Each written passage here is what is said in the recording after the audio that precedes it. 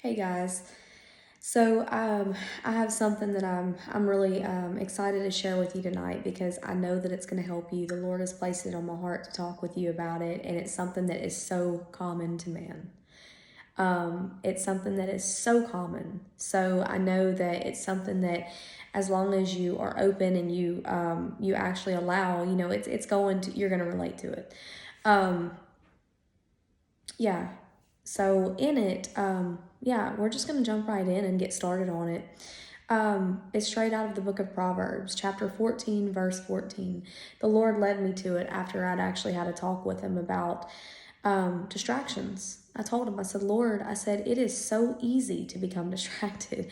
I said, especially in the season of life that I'm in, because I'm in a very specific season that requires, we always have to stay focused, don't get me wrong, but the season that I'm in, it really requires a level of, just really zeroing in that without that, things aren't going to get accomplished in the Lord that have to be accomplished. So I was talking to him about distractions, and I was talking to him about really just how easy it is to be led that way, led astray, led by astray. Just, the enemy will always try to take your eye off of, guys, I'm sorry, my hair is always everywhere in my face. And anyways, you know, the enemy will always try to take your eyes off of God and onto anything but him, and not everything in itself is even a bad thing that he will use to try to distract you, but it is anything that becomes a distraction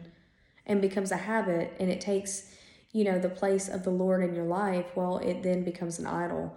But, guys, my point with it is, the enemy will always try to distract you, and he's never going to throw something to distract you your way that you're not already wanting. He's not going to throw something at you that you wouldn't.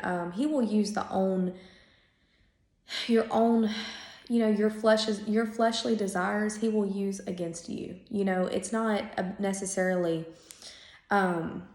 that each of those, like I said, are a bad thing in and of itself, and some of it may be, but he will always try to tempt you with a distraction. And it's it's not even a matter of what season you're in, but a matter of if you're breathing. If you're breathing, he's going to try to distract you.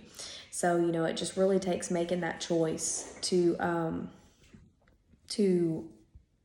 really keep your focus where it needs to be. But the book of Proverbs, the Lord really ministered to me about this, and now is having me pass it to you. But the book of Proverbs 14:14 says that a backslider is filled with his own way, but a righteous man is filled or is satisfied with the things from above, right? So, guys, the backslider, doing things your own way, that is what causes you to backslide. And I've said in many videos, I am to a point in life, I am sick of my own way and I don't trust it. I am to a point where I want God's way and God's way only, because I see where Ashley's way gets me, and it gets me in the same place every time, and it's not a place that I want to be. But doing things your own way, when you allow the enemy to distract you, that alone is doing things your own way, because the enemy is going to tempt you with things that you desire, and you start looking that way, and you start letting those things replace your time with God, your relationship, your focus on the Lord. It goes to that's your way, that's not God's, right? And the thing is that's what will cause you to backslide. A righteous man finds contentment in what he has with God and God alone. And when you have that solid foundation where you are, where he truly is the center point of your life, that's when he will allow others to come in and, really be a good place, in your life to have, because he's all for companionship. God created it. We are made to be, we're made to socialize. We're made to talk to people, to have people in our life, to love each other, we're made for that. But if he is not the solid foundation in your life, sometimes God will even put you in a place of isolation if he's got to, until he becomes what he needs to become in your life. so that other things don't distract you. But the point that I really want to get at, okay, is not only that the enemy is always going to try to distract you, because we know that already, but why is it sometimes that we become distracted with what we become distracted with? Why?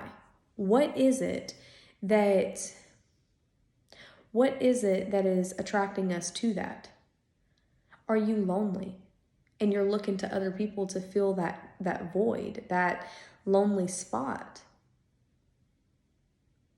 Are you brokenhearted and you're looking to some substance or some person or some form of maybe staying busy to, I guess, keep your mind off of the broken pieces so that it doesn't hurt so bad?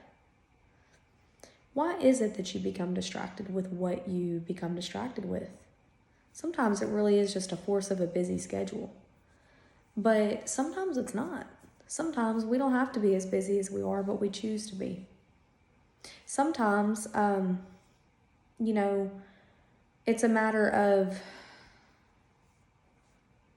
like I said, things either coming our way and we allow it to distract us, or sometimes we're seeking those things and we bring it into our own life and we do it. And it becomes, something that takes our focus off of God and onto those things.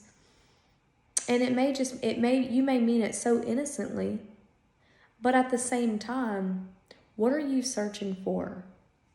What are you truly wanting to gain in that relationship? Is it validation?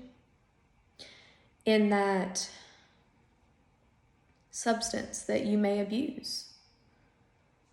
Is it to numb the pain? And even something as simple as, and also guys, I understand that, we are in our flesh, okay? It's very easy. I mean, we're going to have fleshly desires, okay? And like I said, the enemy is going to use our fleshly desires against us. I'm not saying that you can't turn on the TV, and I'm not saying that you can't pick up the phone and call someone or go and, but what I am saying is so many times, not only does the enemy try to distract us, but he's going to try to distract us, for one, with things that we already want.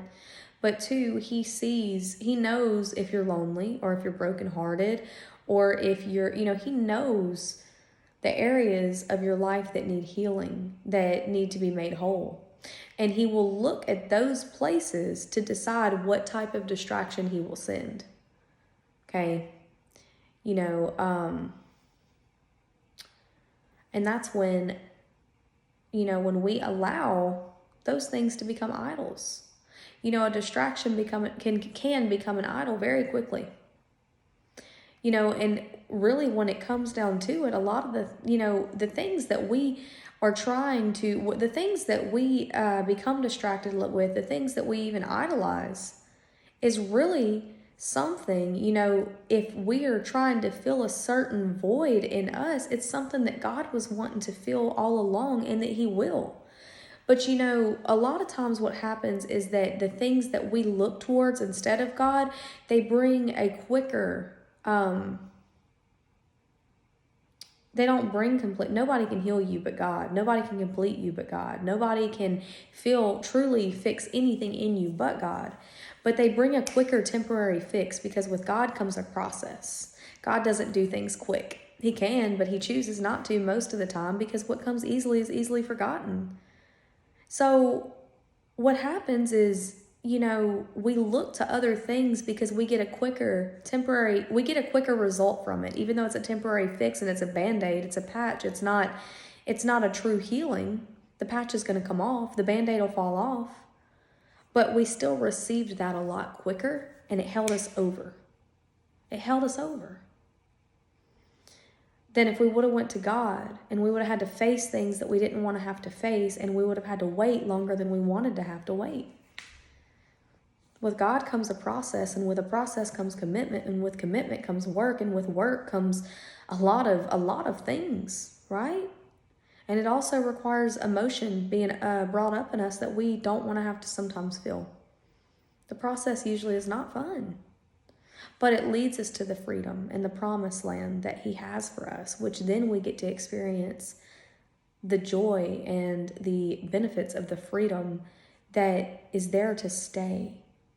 Because what comes easily is easily forgotten. But when we had to go through the process, when we had to really, really put in the work, the enemy is not able to really cause you to forfeit that freedom, because there were lessons learned and there was wisdom acquired.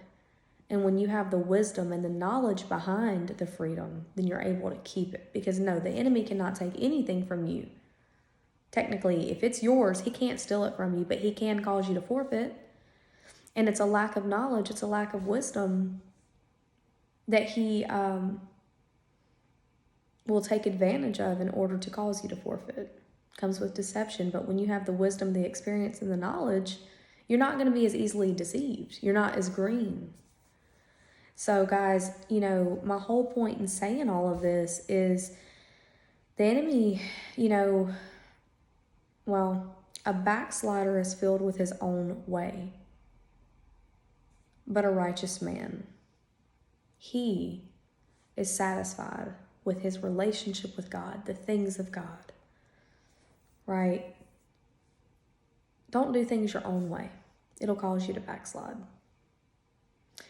Don't let the enemy distract you with things that, don't let him use your desires. Don't let him use your flesh against you, right? We've already got our flesh doing that for us. We don't need the enemy doing it as well. With the flesh comes discipline. So, guys, I really just wanted to get on here and really encourage you to, look into what distractions are in your life or trying to maybe enter your life. Look into anything that you may be idolizing without realizing,